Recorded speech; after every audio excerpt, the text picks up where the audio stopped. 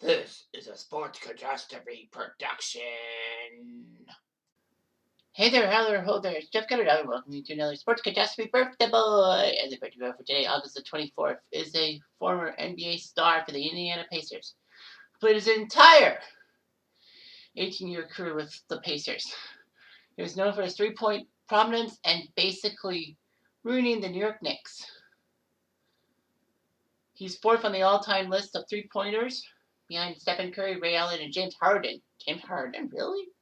Anyway, he was part of the 96 Summer Olympics gold medal winning team of the States and five-time free throw percentage champion. He's one of the greatest Pacers, if not the greatest Pacers of all time. Player of all time. His number 31 was retired just after he retired himself. He works for TNT and CBS Sports. Well, he does NBA for TNT and college basketball for CBS Sports. Part of the 35th anniversary team of the NBA in 2021. He's 57 years old. He is Reggie Miller.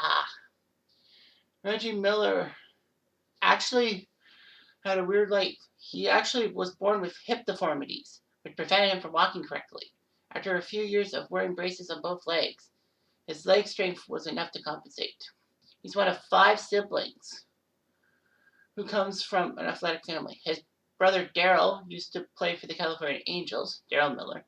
Tammy Miller played volleyball at Cal State Fullerton, and his famous sister Cheryl is a Hall of Fame basketball player. Cheryl was part of the '84 U.S. gold medal winning Olympic basketball team and is an analyst for Turner Sports. Reggie likes to recall when Cheryl used to beat him in games of 1-on-1 prior to his professional career. And once he could finally block Cheryl's shots, they stopped playing against each other. Anyway, Miller went to UCLA, the famous college basketball factory, and received a degree in history. He helped the UCLA Bruins win the NIT, or the minor league title, in 1985. He helped UCLA win the Pac-10 men's basketball championship in 1987, and unfortunately they lost in the second round to Wyoming. Of all people, Wyoming. Anyway, Reggie Miller had a spectacular time in one game against Louisville, the defending national champion, and beat them in the regular season game. Anyway, Miller would be second in UCLA scoring, only behind Kareem Abdul-Jabbar. But he still holds the UCLA single-season record for points, scoring average, and free throws. UCLA in 2013 retired his number 31, a little too late. But anyway, yeah, in the 1987 NBA draft, the Indiana Pacers took him 11th overall. If you look at the '87 draft, he was a shooting guard. He was the first shooting guard taken in that draft. There were 2 other guards that were taken ahead of him, but they were both point guards. So it worked out pretty good. Miller was the 5th major All-Star in the drafted in the 1987 draft after David Robinson, Scottie Pippen, Kevin Johnson, and Horace Grant. So it wasn't that bad. It looked good. People thought that Indiana was stupid for choosing Reggie Miller and not Steve Alford, who was from the University of Indiana and just led them to the national title. The fans were booing. Reggie Miller would wear 31 and would be the backup shooting guard to John Long. But he looked pretty good. After Chuck Person was traded in 1992, Miller would be the Pacers' primary scoring threat. He would put up 57 points against Charlotte in November of '92 and was the second highest total in the NBA in 1992-93. MJ put up a 64-point performance against Orlando. That's the only one that was higher. Miller would be basically the household name because of what he did to the New York Knicks. In the '94 conference finals, with the Knicks facing the Pacers, and with the Bulls not having Michael Jordan, Reggie put up a great performance in Game 5, putting up 39 points in that game, 25 in the fourth quarter alone, as the Pacers won that game. He made several three-pointers during the quarter and would have an animated discussion with Spike Lee, who was sitting courtside. The Pacers were up 3-2, and it looked like the Pacers were going to take down the Knicks. But somehow, in some way, they lost Game 6 and 7, so that meant the Knicks went to the NBA Finals.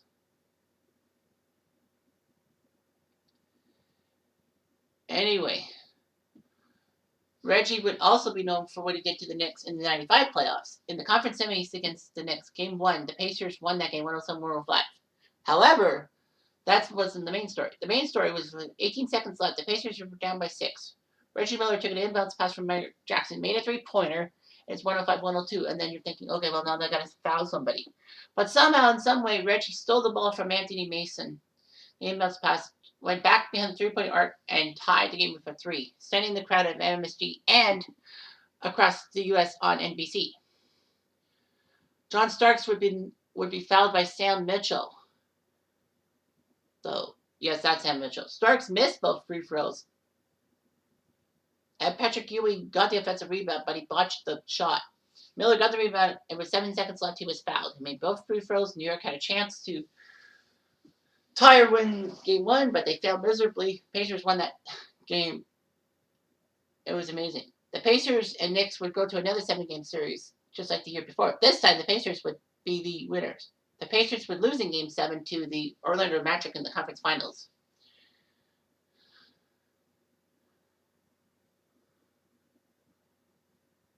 So Reggie Miller knew what he could do and all that. Famously, in Game 4 on home turf at Market Square Arena, the Bulls were up 2-1 in the series against the Pacers. Reggie got free from Michael Jordan, caught the inbound pass, and put up a big three-pointer to win that game. And Bob Costas on NBC said, "Yeah, you can dance, Reggie." A great performance from Reggie Miller. Unfortunately, though, the Pacers would lose Game 7 in Chicago. And Pacers could have ruined Michael Jordan's Bulls career with that win, but they didn't. A lot of people thought Indiana would now become the heavy favorites once the retirement of MJ happened and Scottie Pippen was traded to the Rockets. Or the Blazers, I think it was first. Anyway, Miller looked good. There was a 2 seed in the East, and they went to the NBA semifinals or the conference finals against the Knicks. And people thought, well, the Pacers are easily going to win because the Knicks are the 8th seed. And the Knicks took care of number 1 Miami in the first round. Unfortunately, they got taken out in 6 games by the Knicks. Reggie did not have a good time in Game 6, only scoring 8 points, missing all but 1 three-pointer. However, the Pacers did get to the NBA Finals in 2000, taking down the Knicks. Amazingly, the Knicks got back to the conference final, but the Pacers did it. They won in New York, of all places, and Reggie did his choke phase to Spike Lee. Pacers got to the NBA Finals, but lost to the Lakers in 6 games. But you got to give the Pacers credit because the Sixers in 2001 only won once, and the 2002 Nets were swept by the Lakers. So at least the Pacers gave the Lakers with Shaq and Kobe some pause. Reggie would try his best to do things. He did help Indiana get to many playoff spots, but unfortunately, it just wasn't meant to happen. In the meantime, in 2005, Reggie would have to put up lots of points for the 2005 Pacers after Jermaine O'Neal, Steven Jackson, and Ron Artest were all kicked out of the NBA for a while because of their fight in the Malice at the Palace.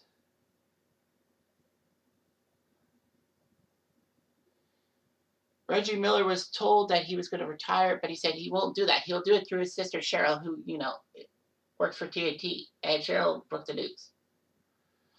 Miller became the 12th highest point scorer ever as he took care of Jerry West when he did against the Raptors. His final game was at the Conseco Fieldhouse when the Pacers lost Game 6 of the conference semifinals to the Pistons. He tried his best and all that. And shockingly, with the Pistons and Pacers, is that when Reggie came out of the game with 15 seconds left, the Indianapolis crowd gave him a final standing ovation. However, Larry Brown, who was the Pistons coach, called the timeout himself, and the Pistons players joined in the ovation. And this was one of the best moments ever. And, they had that brawl. And that was amazing. Reggie played over 1,380 games with the Pacers. one of only 5 players in history to spend an entire career of 18 or more seasons with a single franchise. That's just amazing and all that. The only guys ahead of him, well, he's now 6. Well, number 6. The only guys ahead of him are Dirk Nowitzki, who spent all 21 years with the Mavericks from 98 to 2019. Although Nowitzki did play in Germany beforehand, but that doesn't count. Kobe Bryant playing 20 years for the Lakers between 96 and 2016. Tim Duncan playing 19 seasons for the Spurs, 97 to 2016. Stockton playing 19 years for the Jazz from 84 to 2003. And surprisingly, Udonis Haslem signed as a undrafted free agent in 2003 with the Heat. He has not played for any team ever other than the Heat, and he's still playing. I'm like, Udonis Haslem? Wow, I never would have guessed. But yeah, Reggie has 18 seasons. The next people down are Manu Ginobili and John Havlicek with 16. But anyway, that's amazing.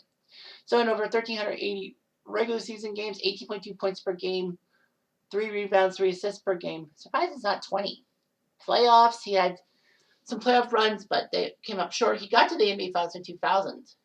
144 games in the playoffs, 20.6 points per game. That's more like it. 2.5 assists. He helped the U.S. team in the 94 World Championship, Basketball World Championships in Toronto, mind you, and the 96 Olympics. So yeah, he did pretty good. He did compete for the U.S. in the 2002 World Championships, but lost to Yugoslavia in the quarterfinals.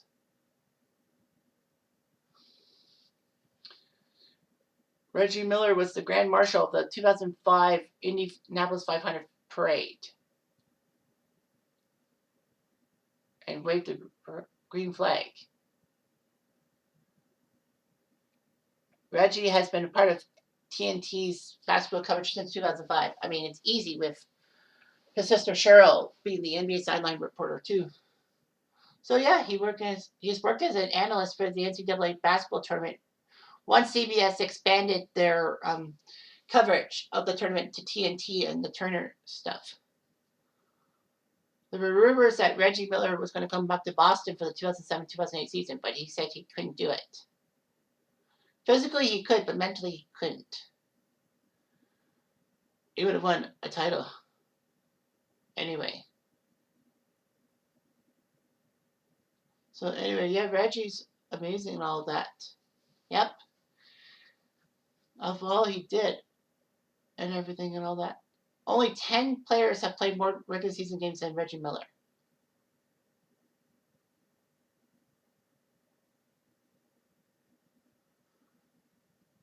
Miller became the first Pacer to start in an NBA All-Star game in 95. He was also selected in 1996, 98, and 2000. Reggie Miller never was part of the all-first or all-NBA first or second team All-Stars. That's kind of pathetic.